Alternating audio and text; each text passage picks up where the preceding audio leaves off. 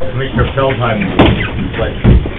I pledge allegiance to the flag of the United States of America and to the republic for which it stands, one nation under God, indivisible, with liberty and justice for all.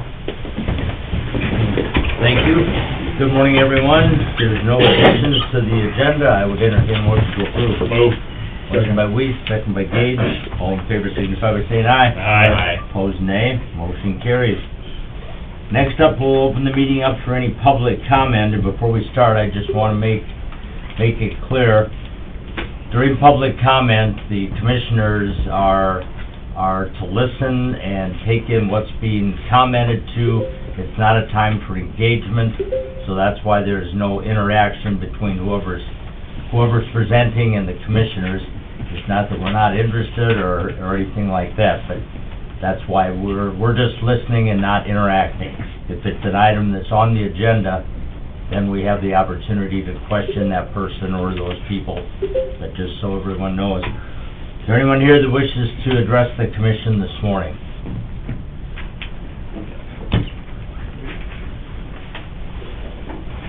Good morning. Good morning, Chief. Good morning. Good morning. I'm Dave McNeil with the Aberdeen Police Department. I'd like to take a few minutes of your time. Captain Tobin and Captain John will be present as well. So. Good morning. Good morning. Sheriff Lunsman present this morning? I haven't seen him come over yet, no. All right, very well. Thanks, sir. So to start, I have a statement here. It'll kind of help us stay on track. We'll kind of explain why we're here, and we'll go from there. So, I want to thank you for allowing the Aberdeen Police Department to respond to recent issues with the Brown County Sheriff's Office. We are here today to correct matters of public concern regarding comments by two BCSO employees made last week to this commission about the collection of evidence in the DOI investigation involving staff at the jail and the Aberdeen Police Department. It must first be pointed out that I asked Sheriff Lunsman last week to set the record straight with this commission. He has not done so. I also made it clear to him that I would do so if he refused, and that's why we're here.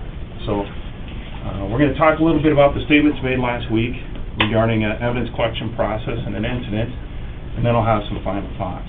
So with that, I'd like to turn it over to Captain Tobin.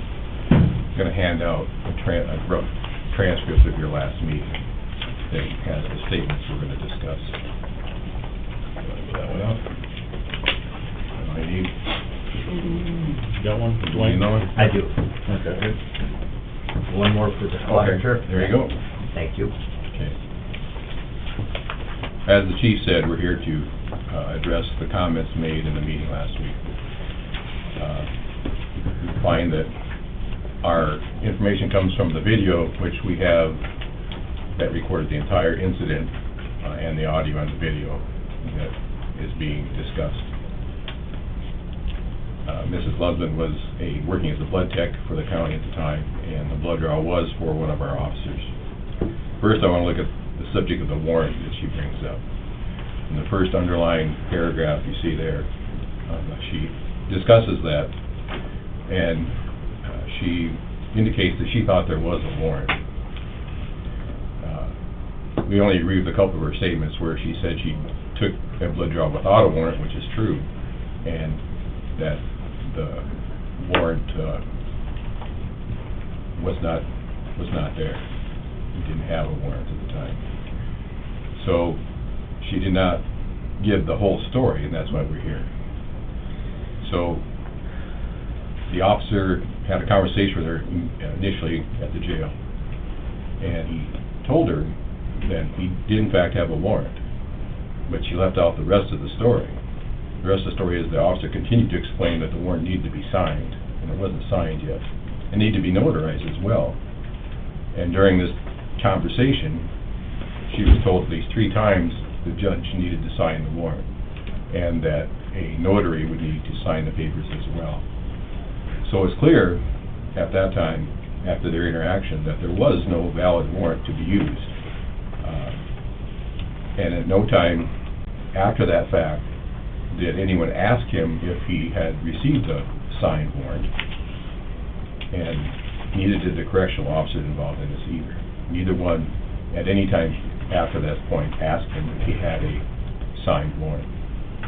At no time did the officer ever tell anybody that he had a signed warrant to be served for the blood sample. So her statement is inaccurate when it comes to that fact that she told you. She also referenced the paperwork and the blood tube. That's in another underlined area. The paperwork is something that we give the blood tech to fill out prior to the draw, to taking the blood sample. That and the tube, there's things to fill out for paperwork on those items. And it's not unusual for us to give that to the blood tech to get prepared to take the blood. Her claim is that we never give the blood tech the blood tube, which is inaccurate. In fact, she actually prefers to get it done prior to the blood draw, which she said herself later on. So again, giving the blood tube to the person that draws the blood is not an action for them to go ahead and draw it. That's not how it's done. In fact, the officer would be present when the blood tech draws the blood, and in this case that didn't happen.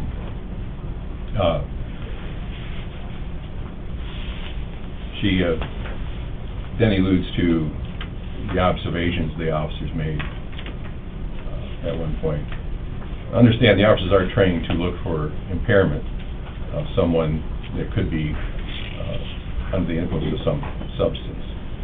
The officers described that, and to her own admission, those descriptions fit what the training indicates: the sweating, the flushed face, the pinpoint eyes. She was able to explain that all away, but at the time the officers were right in what they saw, so they were not making something up or trying to make something more of it than it is. But she was able to explain that in your reading, which is, that is her reasoning for it.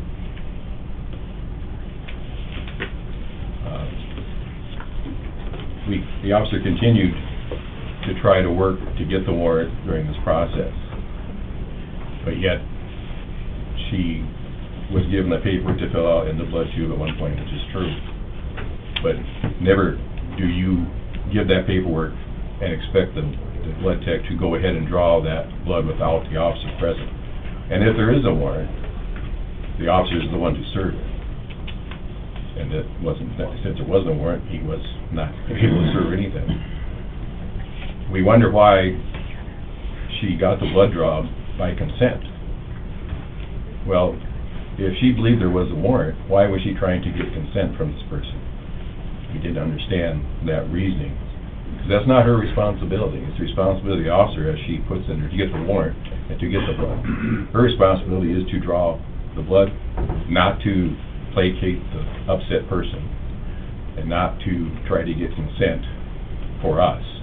We have a policy, we have procedures, protocols which are to be followed, and she circumvented those by getting the blood without the officer there. She admitted later that she usually gives it to the officer. Well, that's true. That's what should have happened. The officer should have been present, but that's not the case. The officer was surprised when she came back and gave him the blood, and he was a little shocked that all of a sudden now he's got a blood sample that he did not witness, that he did not serve a warrant to get. So that is our concern with her in this situation. Also, her concern about communicating the issues with the sheriff. It makes it difficult when the sheriff has employed his wife to do a job there, and there's an issue with that performance. Where do you go? It makes it more hard for the chief or someone to bring forward an issue that, whether you tell the husband about what the wife is doing in a job situation. So it complicates that. So that's why there's obviously a delay in what to do in this situation.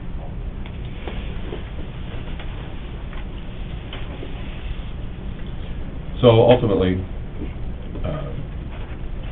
she never had a warrant. There never was one to be served. So the correction officer who says she heard this is not right. And the correction officer never asked for the warrant or any confirmation of the warrant.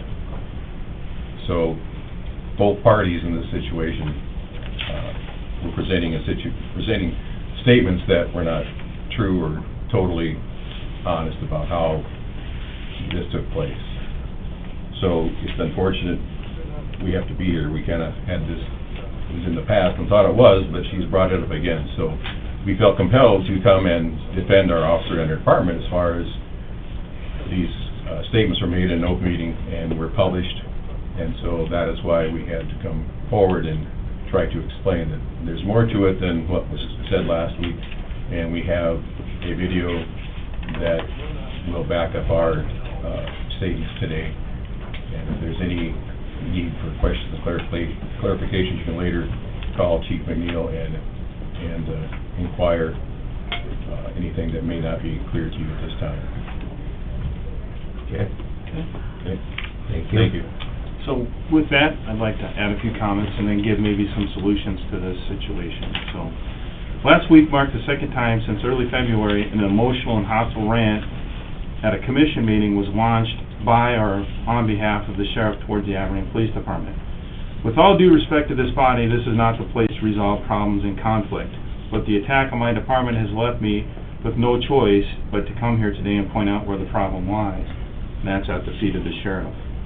I told Sheriff Lunsman that the APD will no longer tiptoe around the nepotism issue in the sheriff's office. I believe the presence of MJ Lunsman at the jail has created avoidable problems in the sheriff's office, with other county offices and with my department, and that pointing out why and where there is a problem employee in the sheriff's employee should be clear and direct, irrespective of the sheriff's loyalty to that employee. We have shown you that the public statements on the sheriff's wife against my department did not accurately portray what the officer told her and did not give a clear picture of the pressure she placed on the officer to let her do the blood draw. Her statements cast blame without taking accountability for her own actions. When the accusations that are not factual are made in a public venue, the credibility of the accuser falters.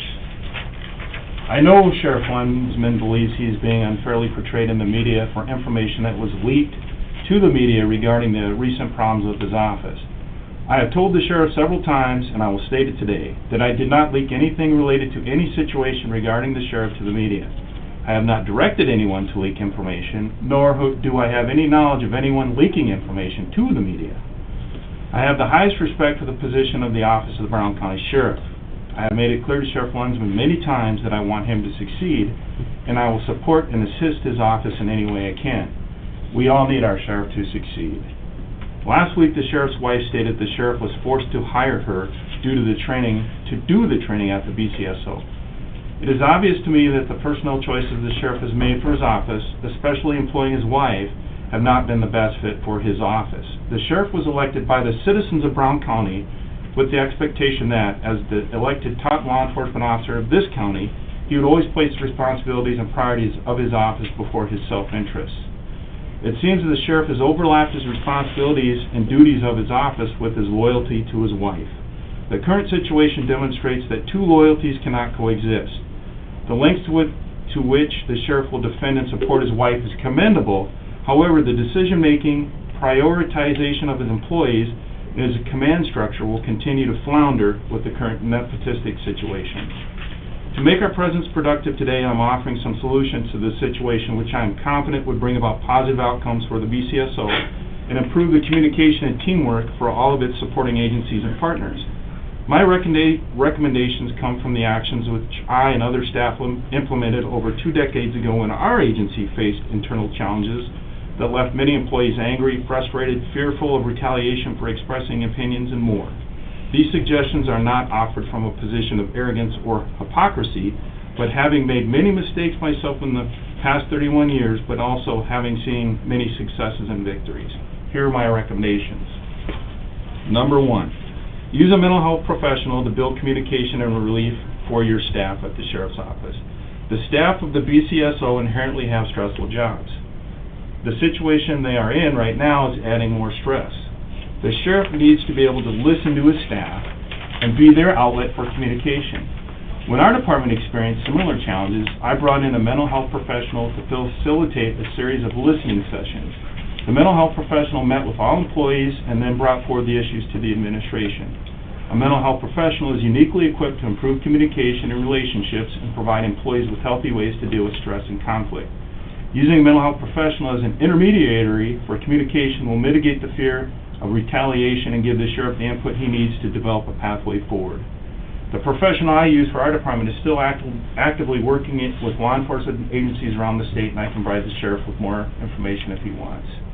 Number 2, build and repair the relationships with your partners.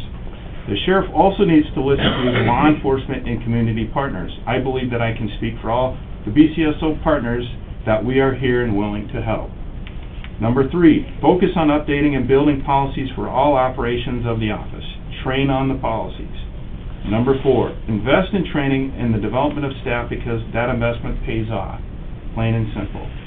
Number 5, evaluate your operations to see that they align with the mission and responsibilities of your office. Number 6, lean on your community partners to continue to address crime, mental health, domestic violence, drug and alcohol, JDC, and jail issues. And number 7, finally, do not employ your wife in any capacity. In her words, by forcing her to be a trainer in your office, you will continue to struggle with trying to prioritize your loyalties to your office with those of your wife.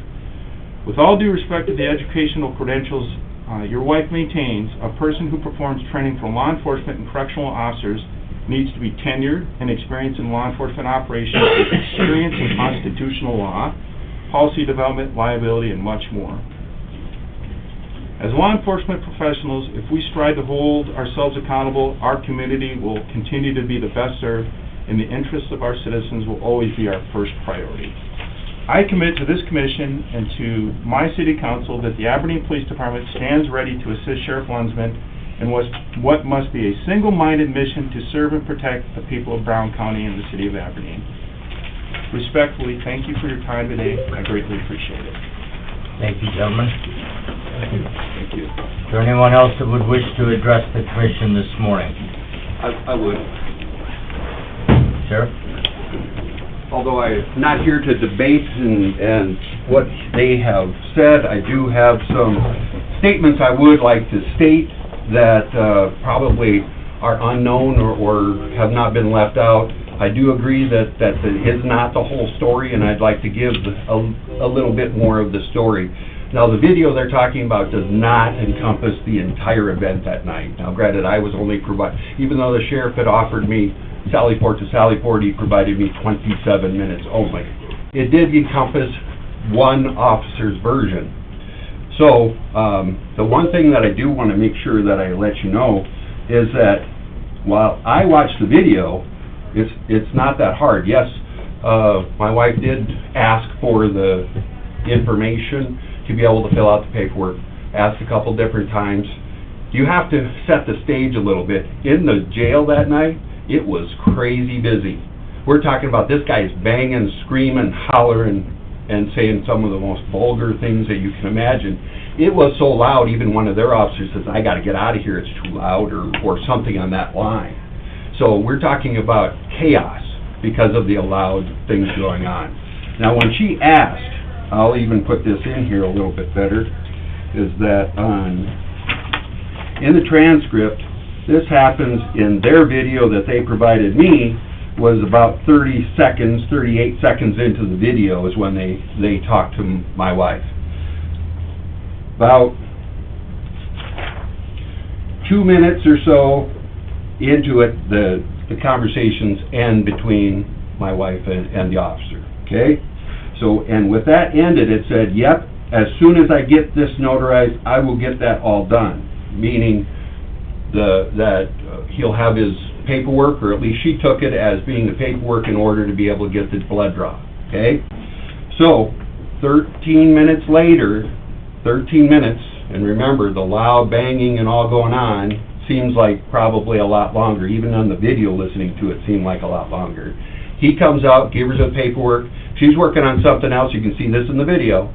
And she just said, what about the blood tube? And he goes, oh yeah, it's right here. He goes, grabs it, gives it to her. Says not one thing. Now they want to put the onus on the blood tech to ask if they got the warrant or not.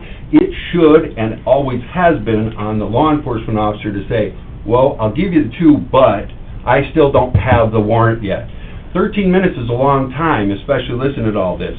it should have been on the officer's job to say, no, I will give you this, but I don't have the paperwork yet. He did not say that at all, did not say one word to matter of a fact, which he should have. That would have been his job.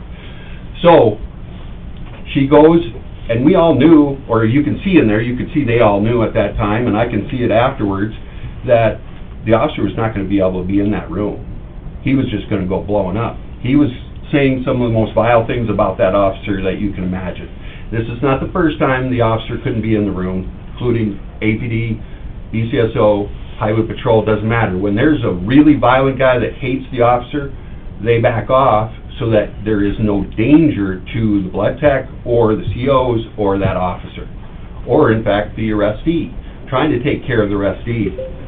So, the fact that they want to say that it was her job, it isn't. The blood tech's job, it doesn't matter if it's my wife, Avira, Sanford, or whoever it is, blood tech's job is to get the tube and fill it, period. They are not supposed to worry about the paperwork. That is the officer's job. Doesn't matter if it's APD, BCSO, or a Highway Patrol. It is their job, period. It doesn't matter what they're saying on that. Now, to give you a little bit better of an idea also, they say that I shouldn't hire my wife. Now, I'll back up a little bit and I'll put this in the public. I had asked the state's attorney's office approximately a year if it would be all right to hire her because we could not find blood techs. We could not fill a spot. We were running into the part where we were going to take away blood draws anyway because we didn't have anybody and we couldn't nicely divide it. Otherwise, our people were going to end up we're going to get sued because we're working too many hours. So I'd asked. They said, no, not a problem, not an issue. I waited 6 months. 6 months. Decided, can't do it, got to go talk to him again. I went and talked to the state's attorney a second time. You see an issue? No, don't see an issue. It's fine to do this. I waited another 6 months, hoping to hire somebody else. I was either having to hire my wife, or we were going to have to get rid of the blood draws or substantially decrease them considerably, probably lose them. So, in order to try to help the APD out, because they are the ones that do the vast majority of the blood draws, I hired my wife to do the blood draws. Now, the fact that they're saying that it's wrong, well, they certainly don't like it that they have to go to Avira or Sanford now. Well, we would have done this a long time ago had she not filled in. Number one. Second thing, the fact that they want to say their officers are trained to detect these things, and they did detect them correctly, hey, that's fine. I get that. But if they really thought my wife was impaired that night, why didn't they stop her right there and say, you're impaired, or I believe you're impaired, don't take the blood? They allowed her to take the blood. They were fine with that. So if you want to look at it at that point, they should have stopped everything and went, time out. Didn't do it. So now, after the fact, they're saying they did the right thing and they detected it, even though they didn't do anything about it. Now, the fact of not contacting me, if they say they cannot contact me with a problem, whether it's my wife or any of my employees, about a thing they're making a huge deal about, and did make a huge deal about, why not that phone call? Why not say, hey, we got a problem, let's figure out how we can deal with this? That never happened. In fact, I was not even notified for 3 weeks.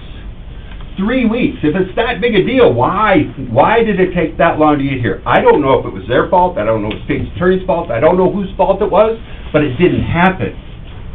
It didn't happen. So for them to say that this is difficult, well, we're all big boys here and big girls. If you truly have a problem and it's going to affect our public, then they should doggone well make that phone call, or somehow get the conversation to me so I can stop that. But guess what? Blood was being drawn that whole 3 weeks. If it was this big a deal, why didn't we stop it? But I said it from the beginning. From the time I finally knew it, a 5-minute conversation with the chief could have cleared this up, because unfortunately with them saying she was impaired, and she ended up deciding to come out and explain that she was in menopause. Is that not embarrassing for everybody? Certainly it is. We could have done this behind closed doors. He could have went, oh, we had no idea. One, that she's in menopause, and two, she did have a head injury causing pinpoint pupils 24 hours a day, 7 days a week. Those things could have been held behind closed doors. Nobody would have needed to know about her medical situation, but yet, here we go. This ended up being publicized. This all could have been done easily, quickly, and professionally, but that didn't happen. So unfortunately, here we are again today talking about it. If the communication would have been better from day one, again, we would not be here. I still stand by the fact that 13 minutes with that complete chaos probably seemed like an hour. He voluntarily gave that blood tube over and should have said, hey, I'll give this to you, but I don't have the warrant. How would she know unless he communicates? So, in my mind, I hate doing this. This is not the direction I want to go, but this, the last thing is him proposing that my wife and the CO came here representing the sheriff's office. Incorrect. I did not tell her to come here. I didn't even encourage her to come here. She's the one that said, I want to say my side. She said, I'm the one that got embarrassed. I want to go speak. So she did. The CO that was sitting here voluntarily came on her own time, and I will correct you that she was not in uniform either. She was in a Lilo and Stitch shirt and on her own time, so she was not representing. Neither one were representing the sheriff's office. They both have First Amendment rights, and if they want to come here and speak, they should, just like all these gentlemen here today are here to be able to speak. They should have their time. If there are any questions, fine. Otherwise, I just wanted to make sure we corrected that today while they were here, and we can go from there. All right, thank you. Thank you, Sheriff. Can I say one last thing? Absolutely. So, I don't know if that really corrected, the events. I don't agree with how he's portraying these events.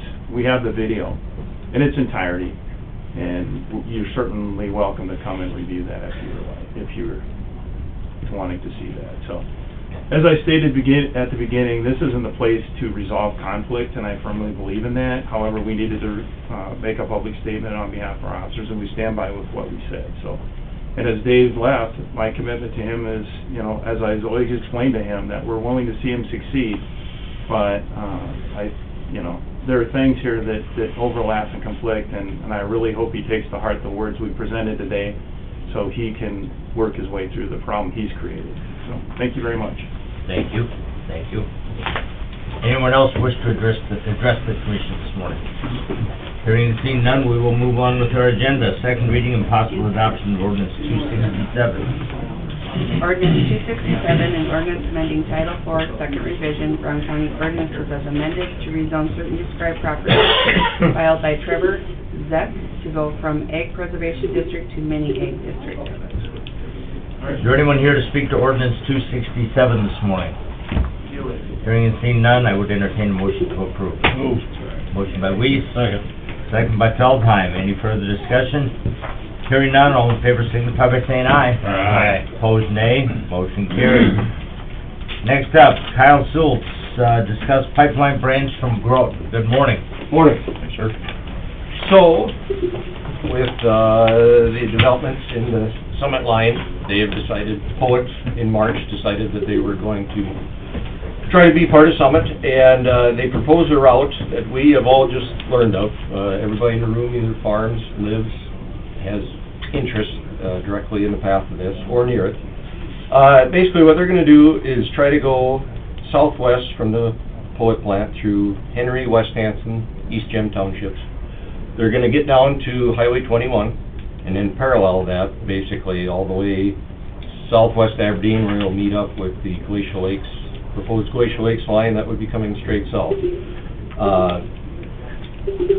The big issue, I guess, we have is some of the close proximity to the farms, livestock. I know some have it within the proposed line is within a couple hundred yards of their houses or farms. Another big issue is being Aberdeen's gonna be unique in that they're gonna potentially have a line on both the west and the south side of the town. So you're gonna be boxing in two sides of the town that it's really gonna hurt development in those areas. I mean, you're gonna be splitting somewhere between Aberdeen and Warner. There's a lot of people going back and forth there, potential for development, housing development. It's not gonna happen. I mean, people are gonna be hesitant to live close to that, develop close to that. Another big issue is our infrastructure. We all know how great Highway 21 is. Attempting to pave it, I guess that's been in the works for years. That's an $800,000 project. That's gonna be a major artery for this construction project. And I guess what I'm getting at is we gotta think about how this is gonna affect us long-term infrastructure-wise. That's kind of the background. Is it gonna kill that road completely? No, but it's gonna shorten its life significantly. If you pave it and then you're running trucks down it that are in excess of, twice what normal use is. Another big part of this is the tax revenue collected on this is gonna be collected by the state, and then it's gonna be, only a portion of it's gonna come back to the schools and counties. Hence, the change in the laws in the recent years, we've had school opt-outs that affect all of us here. Groton, Frederick have all done this, and that's, we're only gonna get a small piece of the pie, is what that's gonna come down to. Another thing, we're gonna request a significant reduction in property taxes for the parcels containing and adjacent to the pipe. Can't develop on it, we're not gonna build anything near it. Talked to drain tile contractors that have done work for several of us in this room. He said, I am not crossing a 2200 PSI line. The liability to him or to others is just too significant. That hamstrings us. In that part of the world, we're flat, we're soggy. I mean, it's like that everywhere in the county, but it is a significant deal. So that's kind of the initial concerns we have. Some of this other information is more of a background just to give you guys a scope of how massive this project really is and what's gonna happen with our infrastructure in the state, in the whole region. So per Summit's website, their shut-off valves can be every 20 miles. Now, a 6-inch line, which is what they're proposing for both GLE and POET, has enough liquid CO2 that will vaporize and expand in 20 miles. It will cover 255 acres, which is a half by 3/4 of a mile, 10 feet thick, at a 10% concentration. 10% concentration is the limit where you will die in 1 to 3 minutes. For reference, the 24-inch line out by Mina is 16 times the volume of a 6-inch. So what's going to happen, you have liquid CO2 that's compressed at 2200 PSI. That line has failure, that is all going to come out. And it's going to hug the ground just like you see the fog machines at concerts. That's what it's going to do. And the reason is, CO2, it's colorless, it's odorless, it's 1.5 times heavier than air. So it's not going to mix. Even if you warm it up, it's still more dense than air. Another thing happens, and we all know spraying, inversions, or there's a boundary layer, mainly happens in the evening through early morning, mid-morning, where you have no mixing of the air. You have a cooler layer of air that is more dense than warmer air above it. In 2023, 43% of the hours in 2023 were an inversion, and the majority of those last 10 to 12 hours. So what's going to happen is, if we do get a cloud, it's not going anywhere for a while. I don't know where it's going to go, but I'm just saying it's not lighter in air, it's not going to vaporize, it's not going to mix, it would stay close to the ground. And what that leads into is first responders, which is all of us taxpayers. It's the biggest line item on our property tax bill. We're going to have electric vehicles. You can't drive a internal combustion engine in a CO2 concentration. It will die. So we're talking electric ambulances, some sort of rescue vehicle to get people that are affected by this. You're gonna have to have multiple hours worth of mobile oxygen supplies for people you're getting, first responders, along with all the training, which I've talked to several volunteer departments, and they're not comfortable with it, I guess is what I've heard from multiple members of the volunteer departments.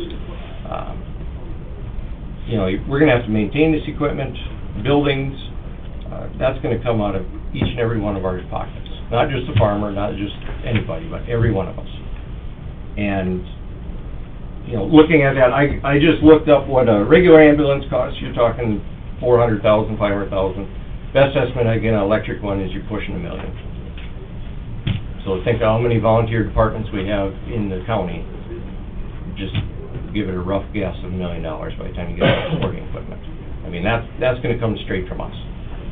So, it kind of is a risk versus reward thing there. Like, what are we actually gonna gain from this, you know, as a community, versus all we have to give up and pay out, just to maintain our level of safety that we have today. And another part of that is the electrical load. And I know Scott Moore has spoke before. I have spoken with him just to justify some of these numbers or verify them. The electrical load, and I actually verified this with the Summit representative yesterday. The electrical load required to compress the 18 million metric tons of CO2 they're claiming to sequester, just compress it at the ethanol plants, is north of 500 megawatts. That doesn't include cooling capacity, that doesn't require the booster pumps that are going to be throughout the pipeline. That will bring the total somewhere in the neighborhood of 600 to 700 megawatts. Say, well, what's that mean? Well, for reference, Big Stone Power Plant is a 450 megawatt max. That's its nameplate. It doesn't necessarily run there, but that's what it can do. Base load station. The wind turbines are only about 35% efficient, so they run at approximately 1,000 megawatts annually, on average. Sometimes they're nothing, sometimes they're higher. But this pipeline is a base load. It has to always stay compressed, otherwise you'll have issues and you'll vapor lock the pipe, and then you're gonna have a mess. So this is a base load. Like, you're gonna have 700 megawatts no matter what you do. And a big part of that is Basin, whose entire footprint is within, the pipeline is within Basin's footprint. So Basin does the generation, East River divvies it out to Northern Electric, FEM, all the co-ops. But Basin is the one that has to find this power for the rest of us. Nobody's building baseload generation. Like, it's not being built. The only way Basin is going to be able to do this is they're going to have to source the power from the open market, which is an extremely volatile and expensive deal. What's going to happen? Coincident demand charges, peak rates will go up, load controls, residential rates are going to have to increase. Rolling blackouts could become common if they can't source power. If you look back to when 2021 Texas had their issues, some of the area west of here had blackouts. They were shutting down substations. That will be a more commonplace occurrence. And the problem with that is, just think of the industries we already have now. 3M, AGP, ethanol plants themselves. They can't shut down. You can't stop process at 3M or AGP just like that because you don't have power.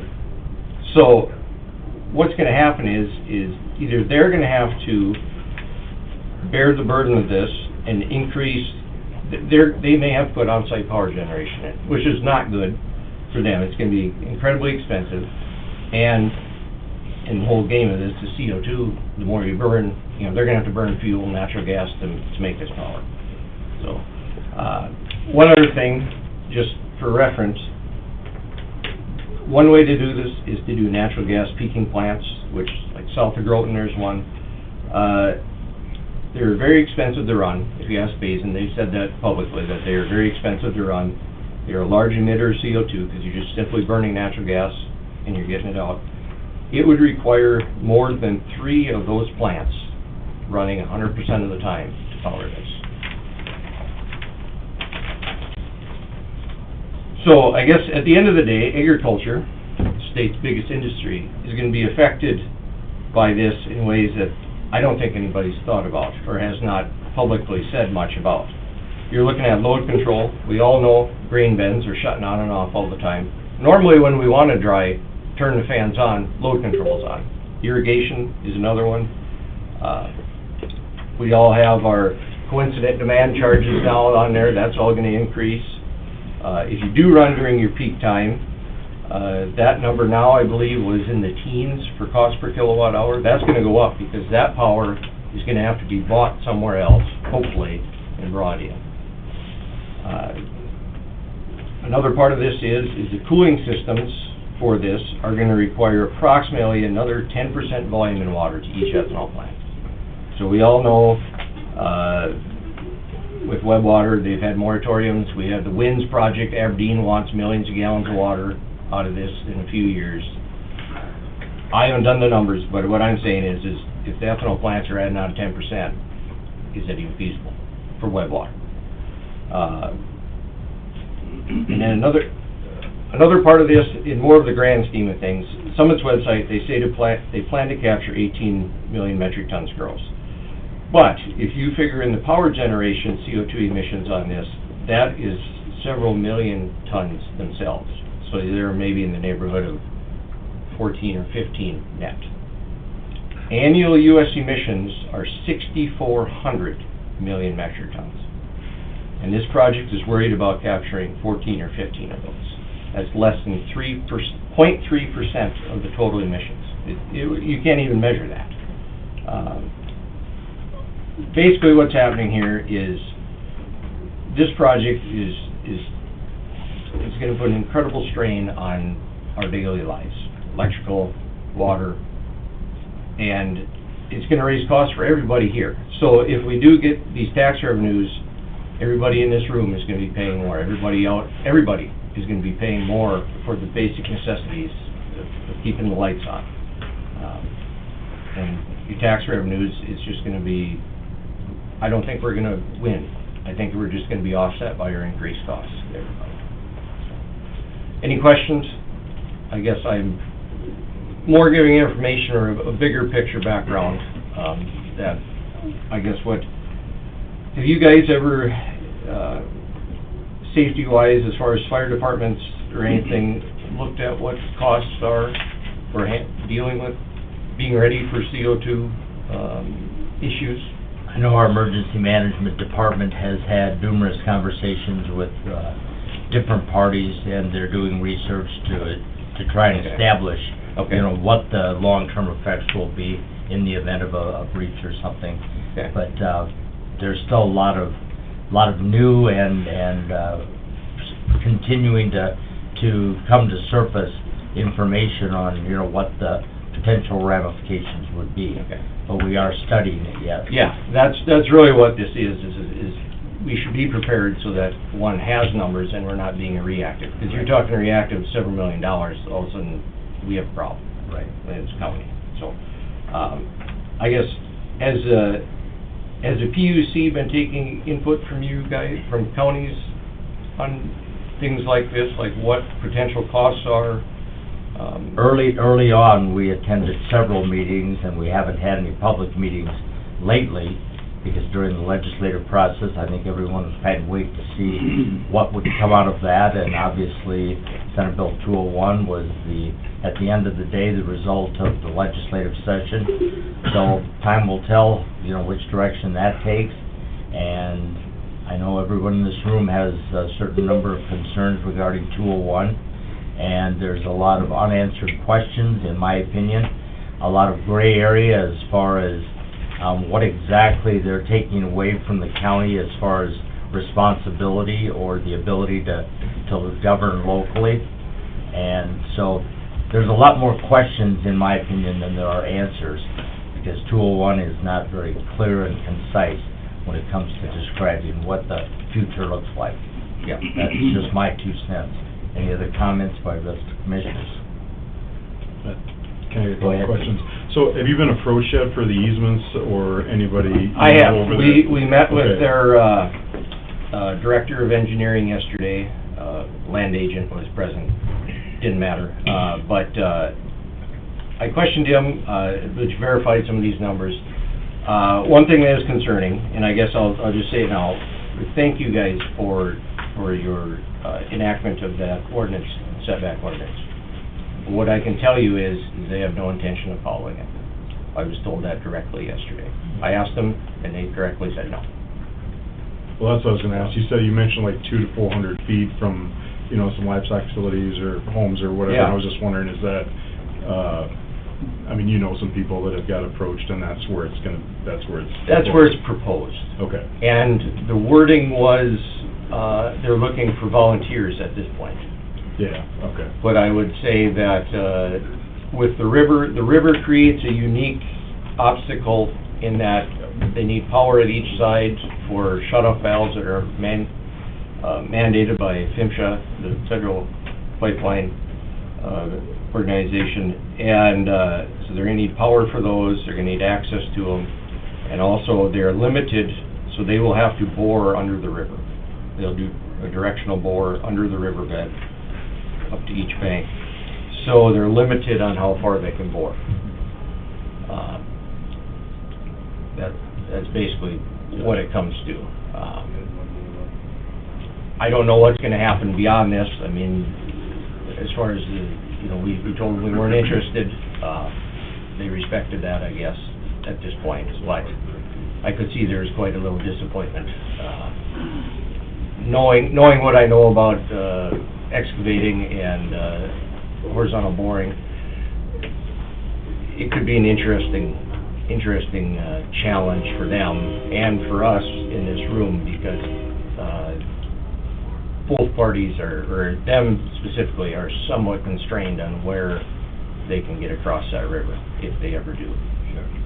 Just a question, Kyle. You mentioned the value of your land being decreased if this goes through. Would it be your intention, and probably the intention of other landowners here, that if the pipeline would go through your land, that you would go into the assessor's office and ask for your taxable value to be reduced, and at that point, due to possibly future development being less, and then also, especially just the topsoil not being as productive, if this goes through? All the above. We're constrained if, say, a pipeline goes around, cuts through a quarter at an angle, I can't find a drain tile guy that is comfortable doing that without either an excessive fee, which would make the project, cost prohibitive, or the liability, because majority of the guys, what they're gonna do there is you're actually gonna daylight it. They'll actually excavate where that pipe is, so they know exactly where it is before they go through there. The liability of anything happening to that pipe, if it would come back, either on us or on the drain tile contractor, they just are not comfortable. If it's in a right-of-way, I guess it's a little different deal, but when it's on private land, people are a little more concerned. Also, just knowing the specifics of what that pipe contains is, and at the pressure. I mean, catastrophic failure at that point, whoever's working near that hole would be dead instantly. Or us that live within a half a mile, and you got 2 minutes to get out of there, that ain't gonna happen. Don't worry about the fire trucks coming from Aberdeen, 'cause we'll all be dead by the time they get there, even if they are electric. So, I guess what I can say publicly is everybody needs to either talk to their electric provider, talk to their water provider. People that are undecided on this, people who are not familiar with it, just understand where it's going to hit. It is going to hit your pocketbook, and it is potentially going to hit just keeping the lights on. I mean, that is the option. I mean, there's no coal-fired power plants being built. Natural gas plants are not, they're talked about, but they're not being designed, and like I said, they're not designed, like Groton is not designed to run 24/7. It's called a peaking plant for a reason. And the reason they peak is because they can sell that power, even though it's much more expensive to produce per kilowatt, they can still sell it because we're talking the peak market where things are astronomically high. Right. We've also been approached, and we have 6 quarters, and 4 of them are tiled. And we're not interested either. We told them the same thing. Kyle? there is a referendum, and I think everyone's familiar with that, but that referendum will be, needs to be in by July, and it looks like they're gonna have the signatures they need to do that. And what that will do is that will put it on the ballot, so that this 201 that everybody's talking about as being a bad deal, it's a bad deal. And it'll be up to the people to say, we don't want that. And so on November 4th, I believe that the people are gonna be able to speak. And when you speak, I know that people will listen, because that is what we need to do. We need to have, like they say, power to the people. We need to have power to you guys. We need to stop the insanity, and we need to do the right thing. And I'll stop there. Anyone else wish to make a comment or have any questions? Ed? Yeah, I was just gonna add, everything he said is correct. But now, that's on a 6-inch line. Through our area, they're going with a 24-inch line. That's before adding Groton and Big Stone and the other plants that Polo owns. Now it's gonna be a minimum of 30-inch, and probably, in my opinion, it'll even be bigger than that. The kill zone on a 30-inch line is nearly 5 miles. My neighbor has that main line. They run a 4,000 head cattle feedlot with 4 homes there, and they're within 400 feet. Originally, that was coming through me, and they moved it a mile east of me without me asking them to do it, because if I don't want it, I sure wouldn't wish it on my neighbor either. But that's what we're looking at. And one more comment on 201. What it also did to the counties, why it's bad, the counties no longer have the authority to tax or to levy any kind of a fee on these kind of companies or this kind of a project coming through. That's another reason why what Carl said, you need to find somebody with a petition and sign that, and we need to get that referred and repeal that. And so that's my opinion on that, but you know what you guys are going through. I started this fight nearly 3 years ago, and we've been fighting this for 3 years, and now it's affecting other people, and this thing needs to be stopped, and we just need to quit beating around the bush about it. And they will come after you and sue you. I'm being sued right now for pipeline access and right of way. So they don't give a damn about you at all. And when you say no, they might make stuff up. The best thing you guys do, talk to your neighbors, all stay on that same page, hold that line, and just say, no, we don't want it. This whole thing is just a boondoggle. I mean, he gave even rough numbers that make 0 sense of what they're gonna do. Their whole goal is control of the CO2 and to get farmland. And it's not just a coincidence that they make it towards all these farms and buy cattle and all that. I mean, we've seen everything with this, and it's great to hear more people coming to shed light on this.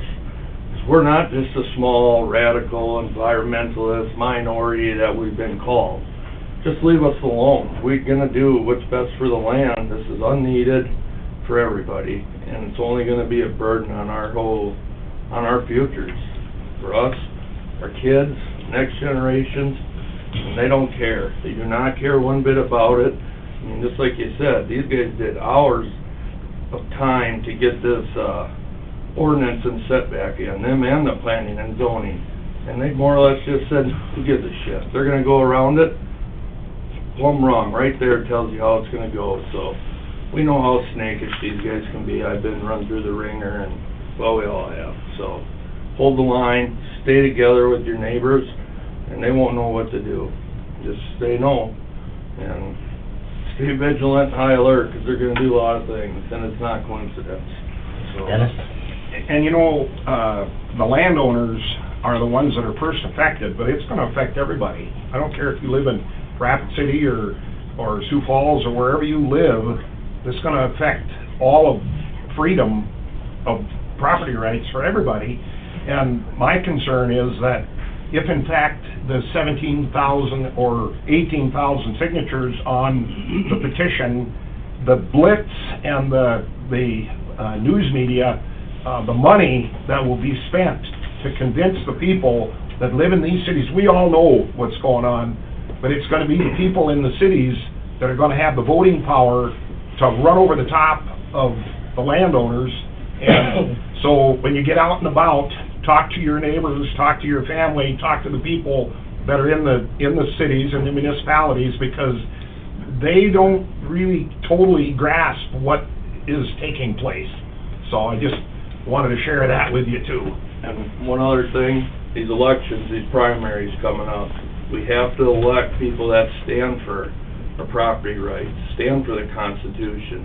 Not gonna stand for these big corporations and be just coached around like some of these are. Carl is our man. He's a champion out there this year and stood up right in the lion's den, as did Randy, and we have to get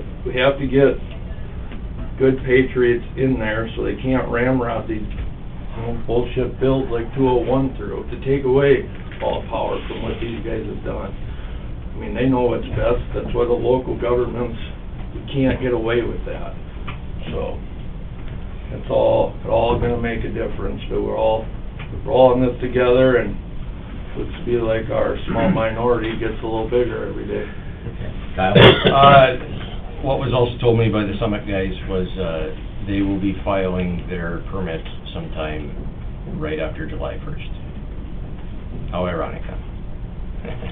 So, anyways, that's the timeline. I think we're probably gonna have a busy summer in this neighborhood. Yes, we will. All right, any other comments, questions? If not, we want to thank everybody taking time out of their day to come in. Thank you, guys. And good information, Thank you. and stay vigilant. Appreciate it. Thanks, everybody. Thank you. All right, next up, approve and authorize chairman to sign the JDC agreement with the Aberdeen School District. Second. I'm sorry, I missed him. Okay, motion by Weiss, second by Dennert. Any further discussion? Hearing none, all in favor, signify by saying aye. Aye. Opposed, nay. Motion carries. Next up, approve and authorize chairman to sign the towing services agreement.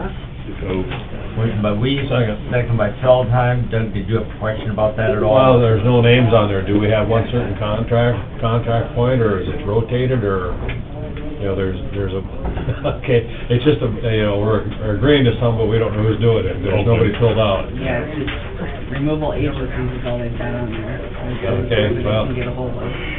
Yeah, and I don't know what the status is, like I stated earlier, in the past, there's been specific towing companies that are listed, and they kind of do it on a rotating basis, but I don't know if they're still working through that process, but at least they're authorized the agreement for when someone does step forward, and they're able to sign a contract.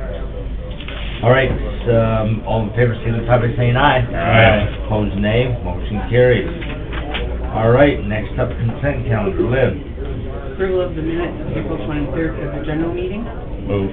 Motion by Weiss, second by Gage. All in favor, signify by saying aye. Aye. Opposed, nay. Motion carries. Consolidated equalization meeting. Move. Motion by Dennert, second by Gage. All in favor, signify by saying aye. Aye. Opposed, nay. Motion carries. Claims. Move. Motion by Feldheim, second by Gage. All in favor, signify by saying aye. Aye. Opposed, nay. Motion carries. HR report. Move. Motion by Weiss, second by Gage. All in favor, signify by saying aye. Aye. Opposed, nay. Motion carries. Malt beverage and Tuscola farm wine license renewal. Move. Motion by Feldheim, second by Weiss. Is there anyone here to speak to any of these license renewals? Seeing none, all in favor, signify by saying aye. Aye. Opposed, nay. Motion carries. Claim assignment. Move. Motion by Dennert, second by Weiss. All in favor, signify by saying aye. Aye. Opposed, nay. Motion carries. Lease agreement. Move. Motion by Gage. Is that a second by Weiss? Yes. All in favor, signify by saying aye. Aye. Opposed, nay. Motion carries. Travel request. Move. Motion by Weiss, Second. second by Gage. All in favor, signify by saying aye. Aye. Opposed, nay. Motion carries. Set hearing date and authorize advertising for temporary special event malt beverage and wine license for the Aberdeen Area Chamber of Commerce. Move. Second. Motion by Feldheim, second by Weiss. All in favor, signify by saying aye. Aye. Opposed, nay. Motion carries. Township bonds. Move. Second. Motion by Dennert, second by Weiss. All in favor, signify by saying aye. Aye. Opposed, nay. Motion carries. Any other business to come before the Brown County Commission this morning? Did you do All right. this? Excuse me?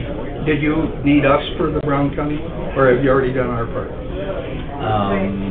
Your part. So I have to explain what a BYOB is? No. No. Okay. We're all done. Perfect. I would hope everybody knows what that means, so, Yep. okay. You would hope.